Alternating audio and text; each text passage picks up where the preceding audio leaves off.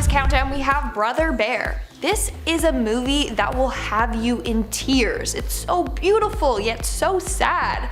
There's one scene though that tore my heart out. It's when Kenai realizes that he was responsible for killing young Koda's mom. So basically in the movie, Kenai in his human form kills Koda's mom, who's a bear. As a result, he gets transformed into a bear and then he befriends Koda, not knowing that he killed the poor bear's mom. And the kid has no clue that his mom is even dead. So in the saddest scene ever, Kenai breaks the news to Koda. And holy crap, it's sad. He gets all teary-eyed and is like, I don't like this story. Oh, it pains me. Like, he just learned his mom is dead and not coming back and killed by someone who he thought was his friend. This is gonna have me depressed. I'm gonna go home and cry. And at number 9, we have Dumbo. But before I go any further, make sure you give this video a big thumbs up and you subscribe to our channel. Come on guys, you can do it. It helps us out a lot. In this film, Miss Jumbo, aka Dumbo's mom, gets separated from her baby because all she wanted to do was protect him. Basically, during a parade, Dumbo gets teased and his mother, Miss Jumbo, gets upset and then like smacks the kid. It's kind of funny. But the ringmaster saw and tried to tame her, but she went off and was like, nah, no one messes with my son. And then she gets locked up in a cage and separated from her son. It's basically solitary confinement for elephants. All because she wanted her son to be safe and not get bullied. But no, she got labeled as literally a mad elephant. And then in the saddest scene, we see her reach her trunk out from her cage to try and comfort Dumbo. They both can't see each other, but Dumbo feels comforted being wrapped in his mother's trunk. And then he gets all teary-eyed and it just makes me want to cry and hug them both. In our 8th spot, we have The Bridge to Terabithia, and I'm already getting emotional just thinking about this scene. So if you know this movie, then you know exactly what scene/scenes I'm referring to. So in the movie, spoiler alert, a young girl, Leslie, dies after using a rope swing to cross a river. The old rope snaps, she hits her head on a rock on the way down, and she gets knocked unconscious and drowns. When Jesse, the guy that had like a big crush on her, played by my husband, Josh Hutcherson, finds out, it's just so upsetting. Like, the girl that he liked gets killed. He's just in so much disbelief, and then he starts to blame himself. He feels like he's responsible for her death, because if he was there with her, he could have saved her. The following scenes are so dark. You see an emotionless Jesse going on with his days just without Leslie. It broke my heart. And then there's a scene where he breaks down in the forest just bawling his eyes out in his dad's arms. Yeah, Jesse, I feel you. In our 7th spot, we have Big Hero 6. I have said this before on this channel, but this movie is so dark and sad. The beginning had me crying, the end had me crying. So in the film we have Hiro and Tadashi. You can see how strong their bond is. Their parents died at a young age, so they really just stuck together because all they have is each other. But then out of nowhere, Disney is like, nah, and kills Tadashi in a fire. So now Hiro is left all by himself with no parents and no brother. From the moment Tadashi died up until Hiro discovers Baymax, it's just so sad. Like, you can see how depressed he is. He just shows no emotion whatsoever. I felt that. Like, it's so sad. He did not deserve that. And you can see how hurt Hiro is, and it made me hurt. Moving on, number 6, we have The Fox and the Hound. Now, this is an older Disney movie, and I don't think it was that popular, so I don't know if a lot of you have seen the movie, but let me know in the comments below if you have. Basically, in the film, there's this older woman named Widow Tweed, who, you guessed it, is a widow. So she's all lonely until she finds Todd, a young fox who is also all alone. He was orphaned.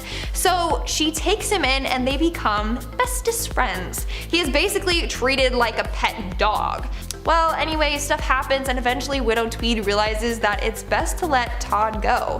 So they get into her car and drive off. Now Todd is so excited to go for a little car ride, but little does he know what's gonna happen. The woman on the other hand is feeling so guilty, like she knows it's gonna be her last time seeing Todd. And then Todd realizes it as well. He's released into a nearby forest and she leaves him there. And you can see the moment he realizes that she's not coming back for him. and it just breaks my heart. We're now at our 5th and halfway mark with The Lady and the Tramp. This is a cute little romance film about a female American Cocker Spaniel named Lady and a male stray mutt named Tramp. But they fall in love despite their differences, and it's so cute.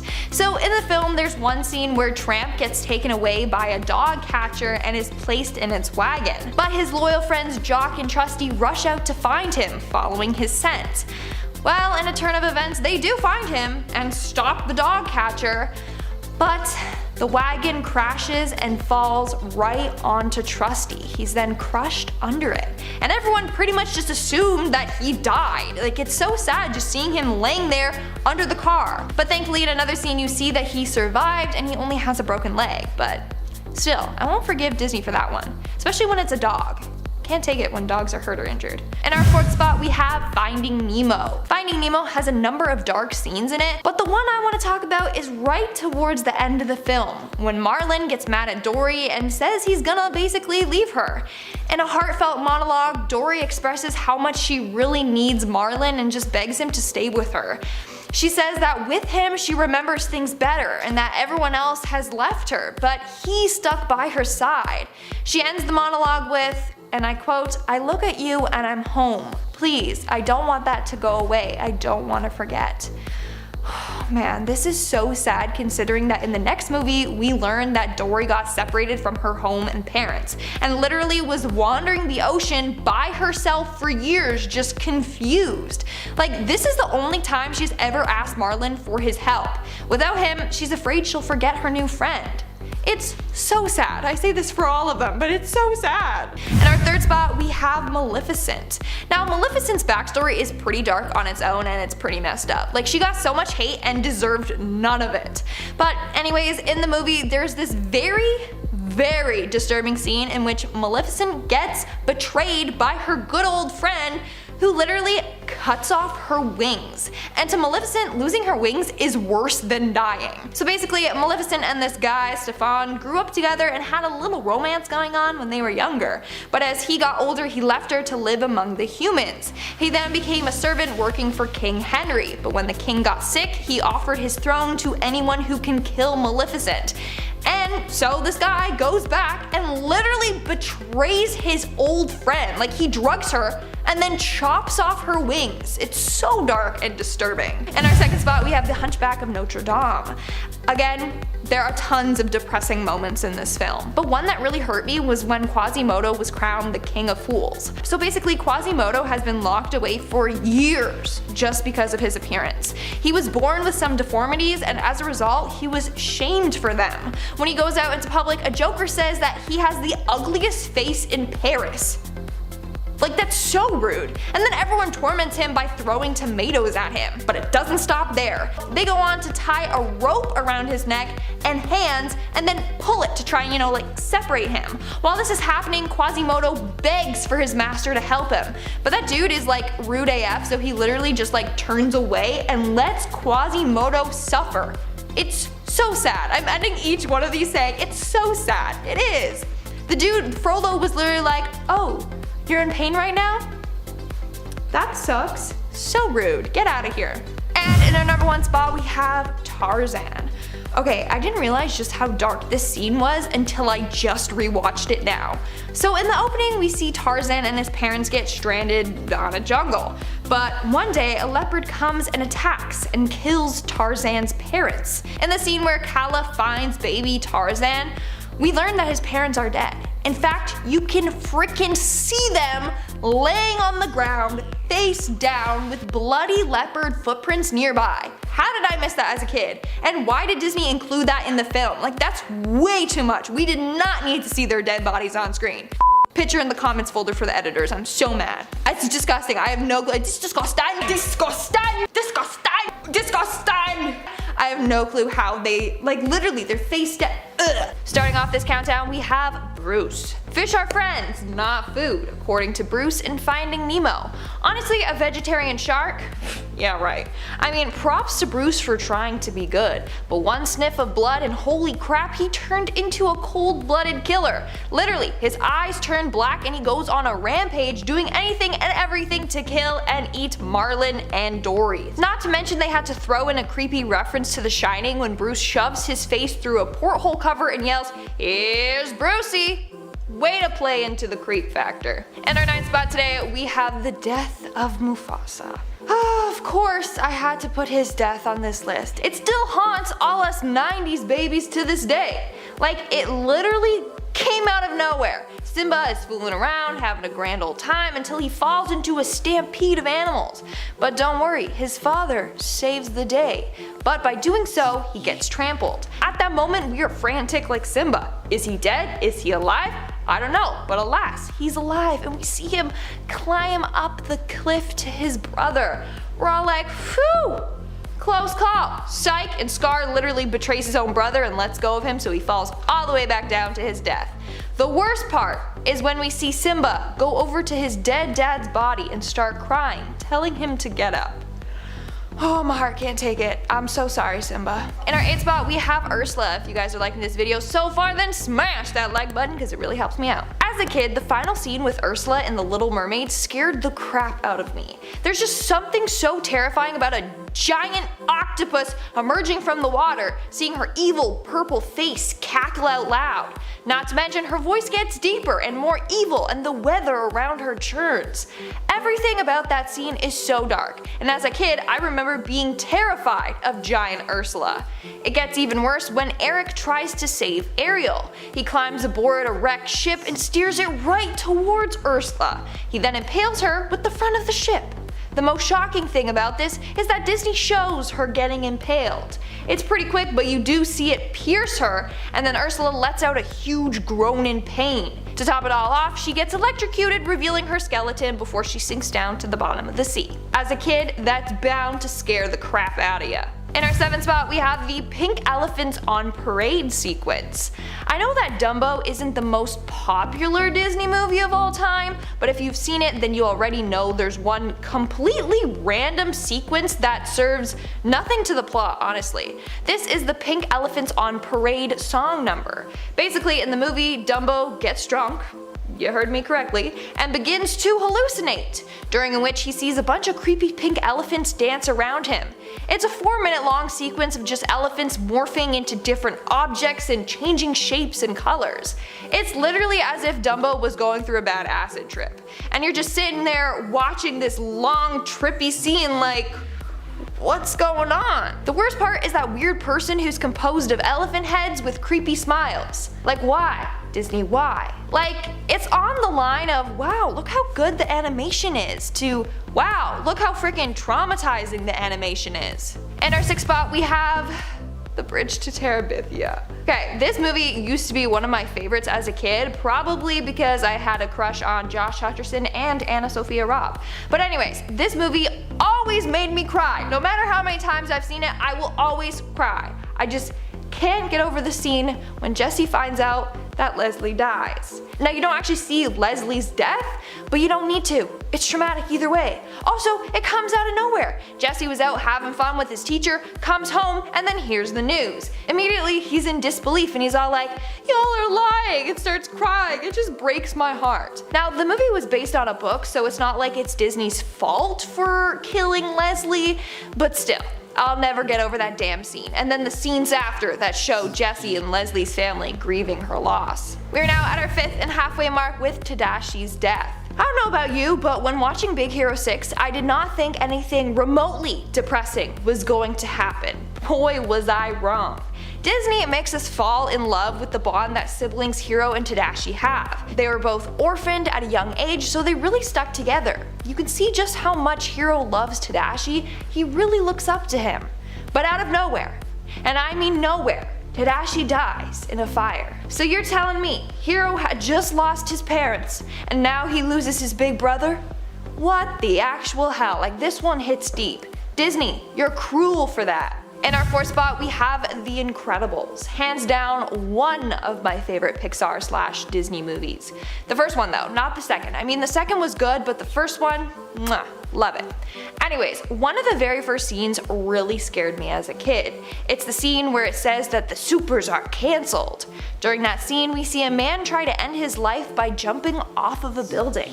Mr. Incredible saves him, and then the dude sues him, being like, I wanted to die, why did you save me? It's really dark and like out of nowhere. And this is a kids movie, yet they're talking about people trying to end themselves. In our 3rd spot, we have No Capes. This is another fairly traumatic scene from The Incredibles. So in the scene, we have my favorite Edna Mode, and she's talking about how Mr. Incredible's new suit is not having a cape. Why? Because tons of superheroes have died from wearing capes. She names Thunderhead, Stratogal, Dino Guy, Splashdown, and others. All of them died tragically having their capes caught on something and then being dragged to their deaths. Not only does she talk about it, but there's a flashback and we see all their deaths happen. In fact, on the special features on the Incredibles DVD, you can see the info cards of all the supers mentioned in the film. If we look at Stratogal, it says her age, and she was just a high school student, making this even more dark. And then we have the ending scene, of course, when Syndrome gets his cape caught in a jet's engine, and then you get what happens. He gets in there. Of course we don't see it, but like we all know what went down. In our 2nd spot, we have the toys under the bed. For this next point, let's take a look at Toy Story. So in the first Toy Story movie, the evil villain is Sid, a misbehaving kid that likes to torment his toys. Well, in one scene, Woody and Buzz get trapped inside of Sid's home. While trying to escape, they encounter the toys under the bed. Then we see this weird baby spider with a missing eye and an evil smile like crawl its way out from under the bed, and then it turns its creepy head to Woody. He freaks out, and then more weird mutant toys make a terrifying appearance, including a Jack-in-the-Box with a zombie hand instead of a clown, and it moves around by dragging itself along the ground. I don't know why they had to make this scene so freaking terrifying. And in our number 1 spot today, we have Clayton's death. There's a number of terrifying scenes in Tarzan, like the death of Tarzan's parents, where they literally get mauled to death, and then later on you see their dead bodies just laying there. But that's not the scene we'll be talking about. No. Let's talk about an even worse scene, and that's Clayton's death. So the man in yellow was hired by Jane and her father to help them on their expedition to find the gorillas. But he had more sinister intentions and was going to capture the gorillas and sell them back in England.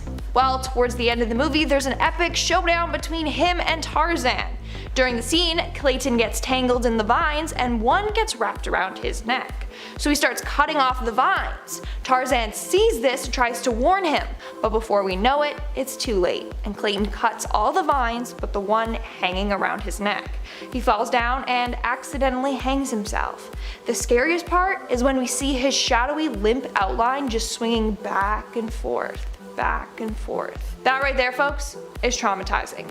Like, we get it, he died. Disney didn't need to add that gruesome little detail. In our number 10 spot, we have Finding Nemo, the 5 stages of grief. A large community on Reddit was shocked to hear of one person's theory about the infamous Disney movie Finding Nemo. The user concluded that the movie was demonstrating the 5 stages of grief. The theory is that Nemo actually died with his siblings and mother, and that Marlin imagines a single egg surviving, demonstrating the first stage of denial, where he refused to accept that the horrific event happened. Then it becomes anger when Nemo does anything even remotely dangerous. Then moves into bargaining, which Marlin does quite frequently on his quest to find Nemo. Then he eventually feels despair when he becomes ready to give up on the search. And then comes acceptance, where he finally is at peace and learns to not obsess over Nemo. I wouldn't put it past Disney to have at least developed the idea from this starting point. This theory feels pretty accurate to me. If you're liking this video so far, don't forget to smash that like button as it will really help us out. In our number 9 spot, we have the Little Mermaid Hunter. In the original Little Mermaid, we learn that Ariel has a mother, but we never learn what happened to her until the 2008 movie The Little Mermaid: Ariel's Beginning. That is when we find out that Ariel's mother Athena was killed by a pirate ship, which is why King Triton hates humans. Well, perhaps you may have heard of another Disney tale with pirates called Peter Pan, and in this tale, Captain Hook, the villain of the story, is the captain of a pirate ship. We also see a group of mermaids in Peter Pan at Mermaid's Lagoon, and one of them looks an awful lot like Ariel, and she is even wearing a gold crown. Probably the queen. So that of course has led to the theory that it was Captain Hook's ship that killed Ariel's mother, and therefore Captain Hook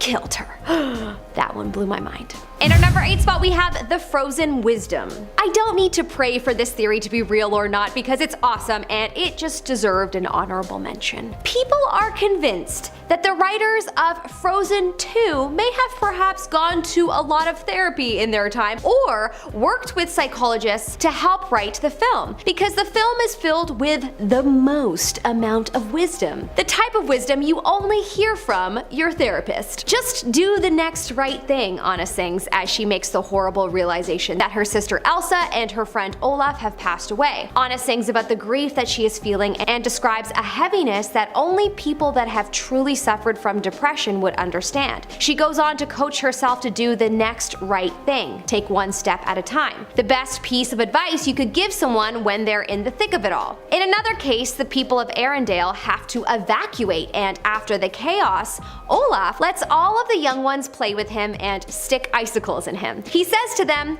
"We call this controlling what you can when things feel out of control." Another wonderful piece of advice. In our number 7 spot, we have Peter Pan the Psychopath. Now we all know that Neverland is a place where you never have to grow up and you can be a kid forever. And that's all Peter wants for his friends, whether you're a lost boy or a darling. Sure, fun and games all day sounds amazing. But what if you get tired of childhood and decide it's time to grow up? Well, this theory suggests that Peter doesn't take too kindly to adults, even if they started off as friends. In fact, he hates adults so much that he wants to kill them. There are few adults in the movie, the main ones we see being Captain Hook and the crew of the Jolly Roger, and we know how much Peter hates them, so what if the Lost Boys decided it's time to become lost men? Well, following this theory, Peter kills any of the Lost Boys who try to grow up and finds new ones to take their place, so he has friends to play with forever. Captain Hook was actually one of the Lost Boys in the past and learned the truth of who or what Peter is and escapes, rescuing others as he does, and they grow up into the crew. Ooh, this is why Hook hates Pan so much, so maybe Hook wasn't the villain after all.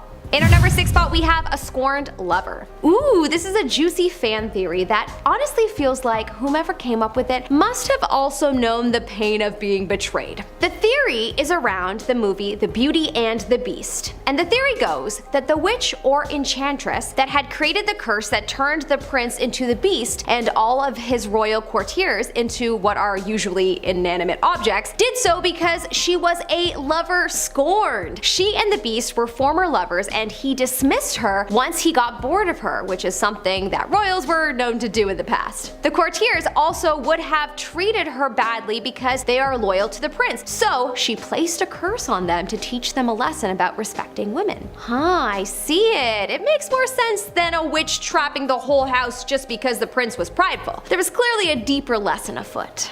In our number 5 spot, we have Eeyore's origin. Eeyore, everyone's favorite depressed donkey. While everyone in the 100-Acre Wood is usually pretty carefree and happy, Eeyore seems to always be in a bad mood, and I would be too if my tail kept getting lost or stolen and my house collapsed all the time. But some theorists think that there is a more sinister reason for the gloomy nature. But for that, we need to go all the way back to the 1940s movie Pinocchio. In the film, our puppet protagonist becomes a real boy, and after some wild adventuring, he is rewarded with a trip to Pleasure Island, a land where you can do anything you want and no grown-ups can stop you. But there is a curse placed on the island, and anyone who indulges is turned into a donkey. And we see in the movie that many of the donkeys can still talk. So the theory suggests that Eeyore was once a real boy, and he made the mistake of going to Pleasure Island and was cursed to take his more furry form. But it seems he managed to escape to the safety of the 100-acre wood, and now he lives out the rest of his days longing to regain his lost humanity.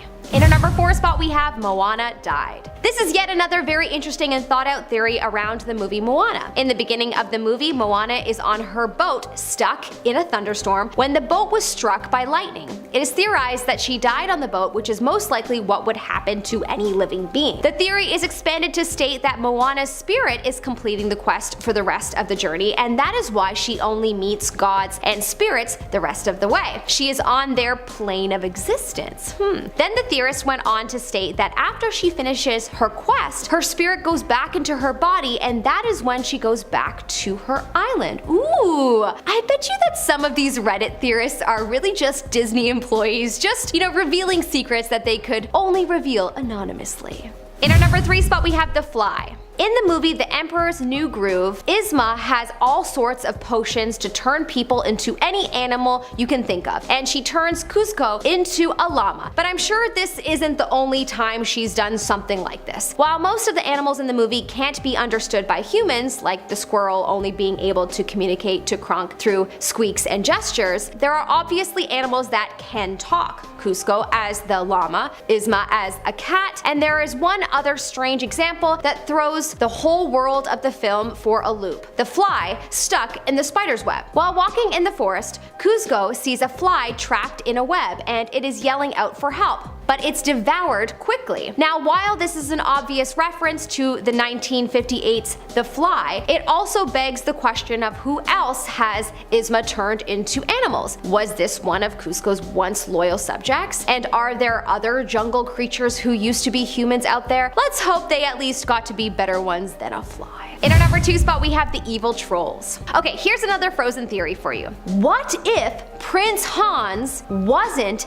actually evil? What if he was manipulated by magic? A lot of fans online thought that Prince Hans, who had a plot twist of being the overarching villain of the story, was a little out of left field. He was seemingly so good for most of the story, and then all of a sudden he was evil. Well, one Reddit user had a very good theory on this. The trolls, who are a part of Kristoff's family, have some very rare magic, and as they have Kristoff's best interests at heart, perhaps they used magic to change Anna and Hans's path and turn Hans evil so that Kristoff could end up with Anna. Arguably, it's probably for the best, as she actually had a friendship with Kristoff, and all she knew about Prince Hans was that they had a few things in common, like chocolate and sandwiches. Not a solid basis for a lasting relationship, but still, perhaps the trolls altered Anna and Prince Hans's path, and they are the true villains of the story. And finally, we reach our number 1 spot, Walt's mom. Walt Disney, of course. Ever wonder why none of the princesses or main characters in Disney movies seem to have mothers, or at least ones who are still alive? I mean, Cinderella, Bambi, Ariel, Belle, Jasmine, the list goes on and on. Well, some think that this is actually related to a terrible tragedy in the Disney family. In 1937, Walt and his brother Roy bought their parents a house with their newfound success, a dream for anyone. But unfortunately, this would be a terrible mistake. One day, their mother Flora called Walt to complain that their furnace was leaking gas. Walt sent some folks from the studio over to fix it, and they did, or so they thought. The next morning, the housekeeper returned to find Mr. and Mrs. Disney unconscious and dragged them out into the front lawn. Their father was taken to a hospital and survived, but unfortunately their mother passed away at the scene. This tragedy was well known by those who worked at the studio, and many thought that it affected the stories they told going forward, that Walt was so traumatized that he passed the trauma onto the characters in the films as a way to move on himself. Either way, it's interesting to look into the man who created an empire.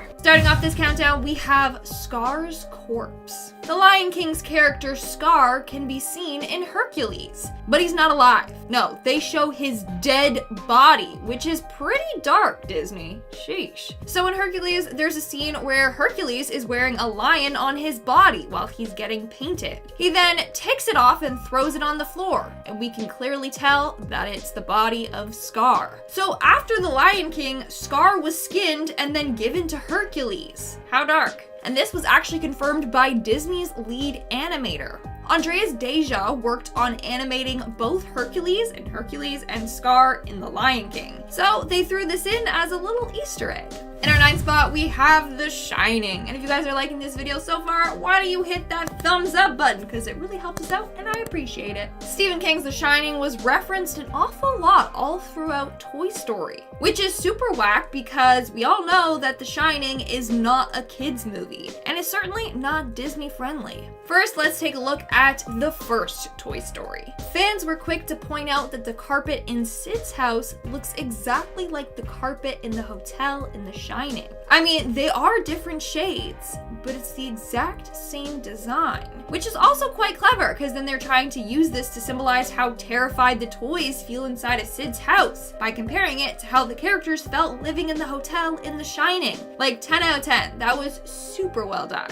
But that's not all. There was another reference to The Shining, but this time in Toy Story 3. They used the number 237 a lot throughout this film. 237 is reference to room 237 in The Shining. This number can be seen on the license plate of a garbage truck, on a message Woody sent to a toy whose code name is Velocitar 237, and on the side of a security camera in Sunnyside Daycare. In fact, one of the editors on the film admitted that these were all references to The Shining. I mean, it's kind of a weird movie to reference in a kid's film, but whatever. Moving on, at number 8, we have Melted Olaf. Sadly, a lot of Disney characters don't have the happy ever after we thought they did. Next, let's take a look at Olaf from Frozen. He's such a fun and loving character, but sadly, he doesn't have the best ending. Sometime after Frozen, Olaf dies. He melts away. And his body can be seen in Moana. If you take a close look at the supplies Moana is carrying with her on her boat, you can see an oddly shaped carrot and a stick that looks like a hand. Looks exactly like Olaf's nose and hands.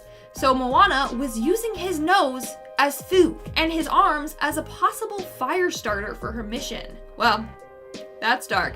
In our 7th spot, we have Finding Nemo. Again, for this next Easter egg, let's take a look at the tearjerker of a movie, Brother Bear. For real, if this movie didn't make you cry, then you're a monster, or your heart is made out of ice. Anyways, in one scene when the character is salmon fishing, we can see Nemo among the group of salmon that's about to be caught and eaten.